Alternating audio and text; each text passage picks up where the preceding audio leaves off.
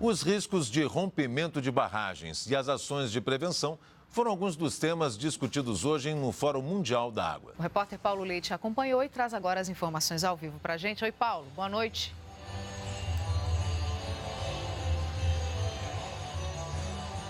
Oi, Catiúcia, Pedro, boa noite para todo mundo. A gente tem acompanhado o rompimento de barragens, pelo Brasil. Mariana foi o pior exemplo.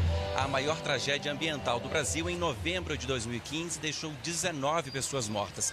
Teve também recentemente o vazamento em Barcarena, no Pará. E hoje existe a possibilidade de 2 barragens ruírem em Rio Acima, município no interior de Minas. Desastres ambientais, rompimento de barragens foram temas de palestra hoje aqui no Fórum, palestra concorrida. Eu acompanhei, veja aí. Os moradores temem que o município de Rio Acima, que faz parte da Grande Belo Horizonte, tenha o mesmo destino da vizinha Mariana. Só 90 quilômetros separam as duas cidades. Há pouco mais de 2 anos, Mariana foi palco do maior desastre ambiental do país. O rompimento de uma barragem com rejeitos de minério da empresa Samarco matou 19 pessoas, destruiu distritos inteiros e poluiu o Rio Doce, deixando órfãos moradores de diversas cidades de Minas Gerais e do Espírito Santo, que dependiam economicamente do rio.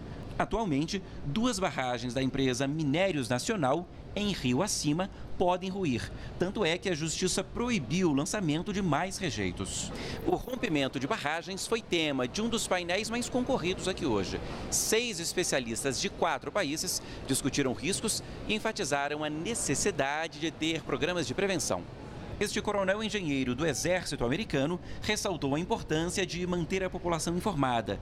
Já o alemão, que preside a Comissão Internacional de Proteção do Rio Danúbio, um dos mais longos da Europa, falou da inundação que deixou 79 mortos 4 anos atrás e destacou a criação do Plano de Prevenção a Acidentes. Este engenheiro português também lembrou tragédias, assim como a presidente do IBAMA, a brasileira Sueli Araújo. Ela defendeu a adoção de políticas de prevenção e monitoramento. A compreensão da licença ambiental como um processo de diferentes etapas que acompanham toda a vida do empreendimento por muitos anos, ela é um avanço fundamental que a gente tem que fazer em todo o sistema de controle desse tipo de atividade. Eu comentei aqui antes da reportagem o vazamento em Barcarena, no Pará. E amanhã vai ter audiência pública por lá. O Ministério Público está convocando a população para que as pessoas digam a sua opinião, até para o Ministério Público definir as próximas ações relacionadas a esse vazamento. Voltando ao fórum, teve discussão aqui hoje sobre soluções jurídicas relacionadas à água. E um documento com 10 princípios foi elaborado. Veja aí. O documento, elaborado por juízes, promotores, cientistas e líderes na área de água, tem 10 princípios para nortear decisões jurídicas. Entre eles estão o uso da água como interesse público, ou seja, o Estado deve exercer o manejo das fontes de água e protegê-las. E o indúbio pro aqua, que quer dizer que, em caso de incerteza jurídica ou científica, juízes devem tomar decisões que favoreçam a proteção da água e do meio ambiente. Podemos dizer como uma analogia ao ciclo da água, porque como é um ciclo hidráulico dos rios, as nuvens, a chuva, também existe esse ciclo jurídico entre os parlamentares, os promotores e os juízes que podem completar a implementação do Estado de Direito Ambiental. Esta simulação de um julgamento em um Tribunal Internacional de Justiça pela Água fez parte da Conferência de Juízes e Promotores. Estudantes de direito de diversas partes do mundo trouxeram contribuições para questões envolvendo a água doce. Um dos problemas que o tribunal debateu foi a disputa de água entre regiões. Esta estudante croata de direito, que veio representando a União Europeia, acredita que nessas decisões é importante ouvir as comunidades locais para que se chegue a uma solução de forma conjunta.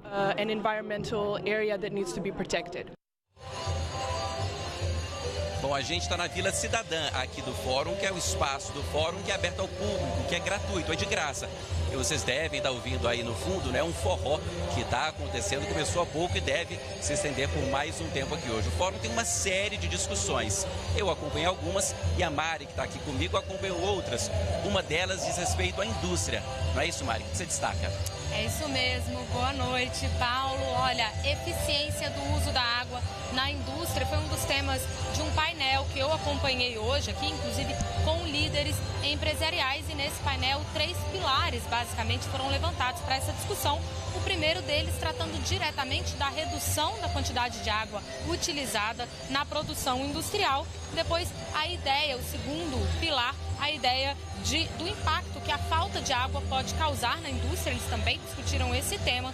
E, por fim, a proposta de que as indústrias devem devolver à sociedade a mesma quantidade de água que utilizam na sua produção, porém em água potável para as populações que não têm acesso a esse bem. Outro assunto que foi discutido aqui hoje também foi o legado em leis que vai ficar após o fórum. Saiba mais sobre isso na reportagem. O projeto traz 20 propostas para aprimorar a Política Nacional de Recursos Hídricos, que completa 2 décadas neste ano. O documento é resultado de consultas públicas realizadas no ano passado e a meta é colocar em prática essas propostas nos próximos 4 anos. Entre as sugestões está a que pede o reconhecimento da água como um direito fundamental previsto na Constituição, como a saúde e educação. O direito à água tem que ser no artigo 5º como garantia fundamental.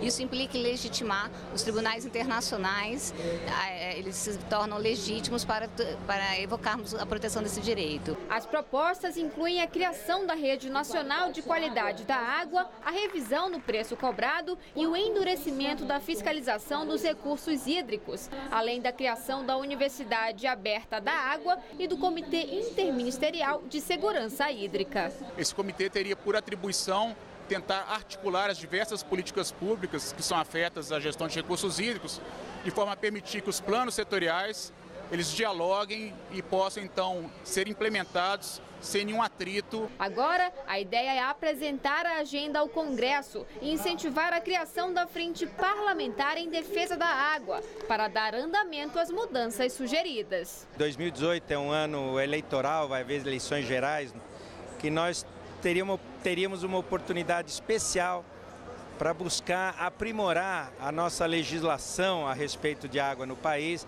de tal forma de aumentar a oferta de segurança hídrica para a população.